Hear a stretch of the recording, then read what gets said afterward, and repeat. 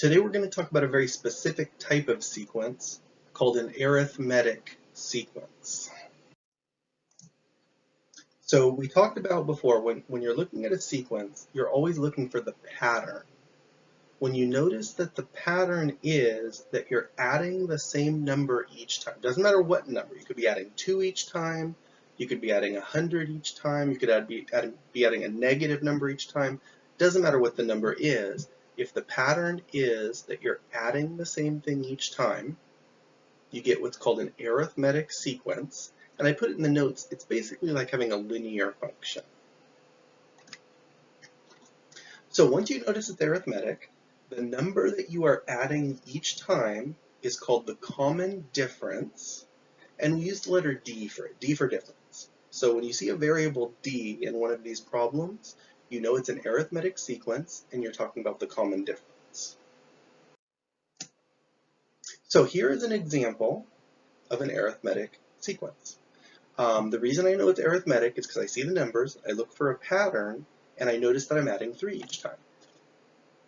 So because I am adding the same number, it's automatically arithmetic, but then once I notice it's arithmetic, I can say that the common difference, D, is 3. That's the number that we're adding each time.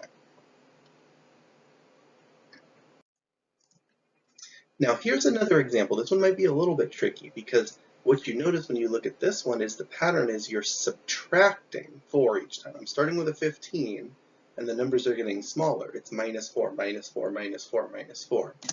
Well, remember, subtracting is actually adding a negative. We said right at the beginning of the year, adding and subtracting are really the same thing. So instead of thinking of this as my pattern is I'm subtracting 4 each time, I can think of it as my pattern is I am adding negative 4 each time, and it's arithmetic. And not only is it arithmetic, but you have D. So the common difference this time is negative 4. So it's positive when you're adding the number each time, and it's negative when you're subtracting the number each time. Okay, so what we're going to really focus on today is formulas. In part 1, or in day 2 actually, the last day of notes, we talked about that formula AN, where you can plug numbers in and find terms. Well, when you have an arithmetic sequence, you have a very special formula that works for all of them. It's AN equals D times n minus 1, in parentheses, plus A1.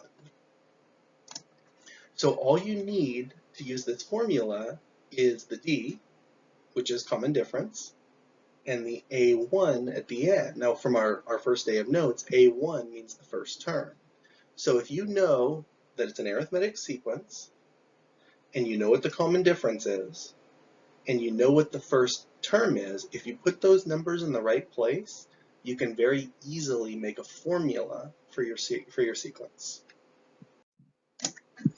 So let's do that. Let's take our sequence from earlier, 4, 7, 10, 13, 16, ... and we are going to write a formula for AN. So what I noticed right off the bat, and these are the things we noticed already because this is the same sequence, but I know that this is arithmetic, and I know that D is 3. It's a positive 3 because I'm adding 3 each time. Now I also know that the first term is 4, just by looking at it. This is what I mean by the first term. So I also know that A1 is 4 because that's the first term of the sequence. I can just look at the sequence and tell what that is. So once you know what D is, which is 3, and A1 is, all you have to do is remember that formula I gave you. So the formula was AN equals D times n minus 1 plus A1. So let's put the numbers in. D is 3. I'm going to leave the n minus 1 for now, and A1 is 4. I'm going to put a plus 4 on the end. Now the last thing I'm going to do, just to clean this up a little bit, is I'm going to do a little bit of work. I'm going to distribute the 3, use a distributive property. So I get 3 times n, which is 3n. I get 3 times negative 1, which would be negative 3. And then you still have the plus 4 on the end. So one more step and we'll be finished. All we have to do is combine like terms. I'm going to leave the 3n because I don't have any other n's to add to it, but -3 plus 4 is +1. So my final answer, my formula for that sequence, is an equals 3n plus 1. And that's the formula that would give you any term. Like we can see the first 5 terms of the sequence because that was in the problem. But if we wanted to find the 20th term of that sequence, instead of writing out 20 terms, I can just plug in 20 for n.